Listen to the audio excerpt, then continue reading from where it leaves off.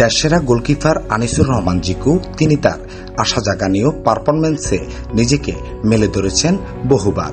Club cup কিংবা জাতীয় দলে তিনি নিয়মিত তার সেরাটা দিয়ে চেষ্টা করেছেন দলকে ভালো কিছু দেয়ার। কিন্তু কি হলো জিকুর? এখন তিনি দলেই নেই। আসুন জানবো কেন তিনি দলে নেই। ঠিক 1 বছর আগে বেঙ্গালুরুর সাব চ্যাম্পিয়নশিপে সেরা গোলকিপার হয়েছিলেন আনিসুর রহমান জিকু।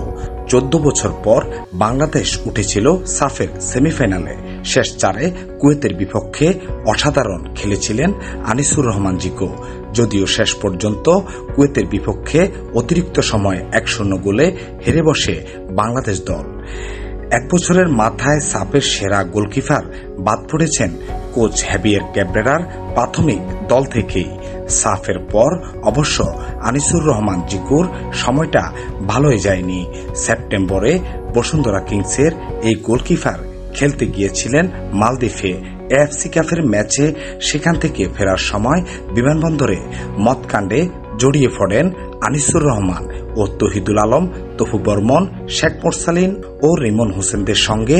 সেই ঘটনায় কিংস নিষিদ্ধ করে আনিসুর রহমানকে। সেই নিষেধাজ্ঞায় মেয়াদ ছিল এই বছরের মার্চ পর্যন্ত। যদিও এর আগে কিংস নিষেধাজ্ঞা তুলে নিয়ে তাকে দলে ফেরায়। মালদ্বীপের সেই শৃঙ্খলাজনিত সমস্যার কারণে অক্টোবর বিশ্বকাপের প্রাক বাছাই পর্বে মালদ্বীপের বিপক্ষে বাংলাদেশ দলে ছিলেন না জিকু। গত মার্চে ফিলিস্তিনের বিপক্ষে বিশ্বকাপ বাছাই পর্বের 2টি ম্যাচে আবারও ফেরেন, কিন্তু খেলা হয়নি তার। ঢাকার হোম ম্যাচে একাদশে থাকা গোলকিপার মিতুল মার্মা আহত হয়ে মাঠ ছাড়লেও কোচ ক্যাব্রেরা সেই ম্যাচে মাঠে নামাননি আনিসুর রহমান জিকুকে। সুযোগ পেয়েছিলেন মেহেদী হাসান। এবার স্কোয়াড থেকেই বাদ পড়লেন আনিসুর রহমান জিকু। এ ব্যাপারে রীতিমতো বিস্মিত কিংসের এই গোলকিপার। জিকু গণমাধ্যমকে জানান, আমি জানি না কোচ কেন আমাকে দলে নিলেন না। প্রিমিয়ার লিগের 2য় লেগে আমার ক্লিন শিটই সবচেয়ে বেশি। কোচ বা ম্যানেজমেন্টের কেউ এ ব্যাপারে আমার সঙ্গে কোনো কথা বলেননি। সাফের সেরা গোলকিপার হয়েছিলেন 1 বছরের মাথায় দল থেকেই বাদ।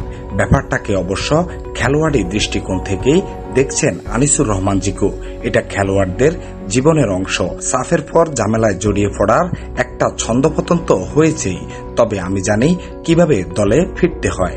আমি এখন ভালো খেলতে চাই। চেষ্টা করব যত দ্রুত সম্ভব জাতীয় দলে ফেরার। প্রিয় দর্শক, ভিডিওটি ভালো লাগলে একটি লাইক দিন, কমেন্ট করে আপনার মূল্যবান মতামত জানিয়ে দিন, আর ভিডিওটি শেয়ার করে সবার কাছে পৌঁছে দিন।